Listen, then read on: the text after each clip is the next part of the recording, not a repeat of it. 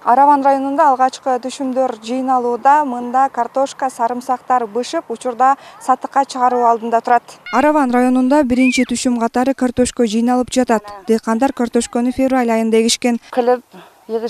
Биз биринчи түшүмдү үй бүлө тууган уруктарыбыз менен жапа-тырмак жыйнап баштадык. Бул картошкаларды 42 сомдон Бишкекке алып кетип жатышат. Атайын жумушчуларды күнүнө 500дөн 800 сомго чейин төлөп иштетип жатабыз. Дыйкандар картошканын уругун 45 сомдон алып эгишсе, азыр аны эргеп чоңдорун талаадан эле 42 сомдон сатышууда. Майда картошканын баасы андан да арзан. Азыр Араван районунда сарымсактар жыйналып атат. Учурда кийин экинчисине жүгөрү эгилет. Картошка менен кошо сарымсак да жыйналып жатат. Дыйкандар сарымсакты өткөн жылы күз айларында эгишкен. Түшүмү жыйналган жерлер дароо айдалып, бадыраң, жүгөрү же күрүч эгишет.